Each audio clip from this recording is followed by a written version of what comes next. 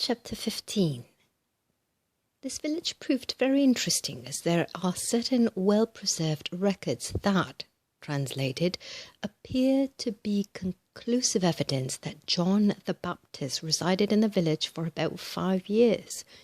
We were afterwards to see records and have them translated, which seemed to prove conclusively that he resided in this country for about 12 years.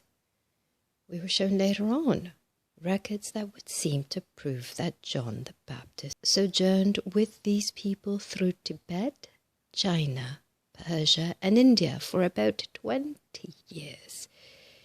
In fact, we felt that we were about to follow almost the same route he followed by the records left and preserved.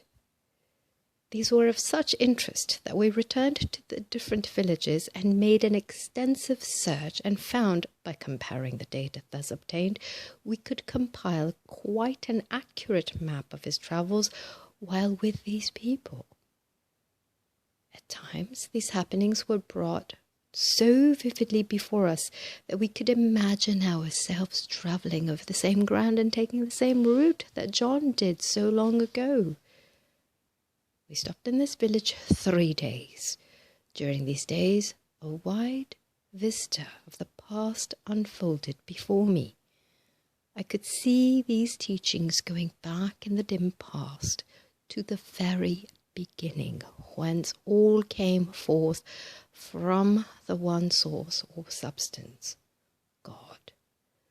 I could see the different offshoots of these teachings being put forth by individuals, each individual adding his concept, each thinking it was his, revealed to him by God, or a direct revelation from God to him alone, each feeling that he had the only true message and that he was the only one to give his message to the world.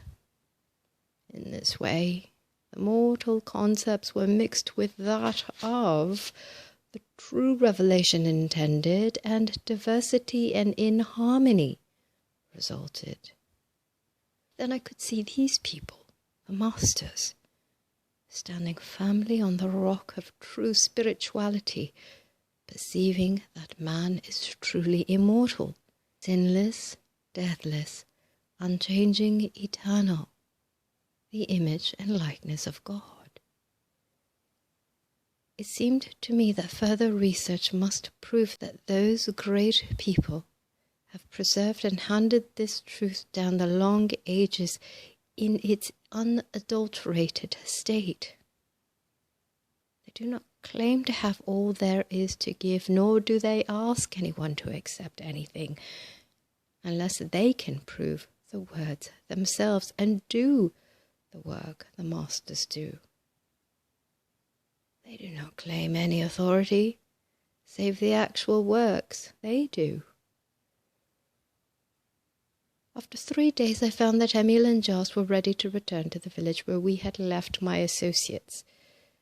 Their mission to the village had been purely a healing one, and there was no doubt but that they could have made the trip to the temple and this village in far less time than it had taken us. I was not able to make the trip as they could, so they made my way, their way,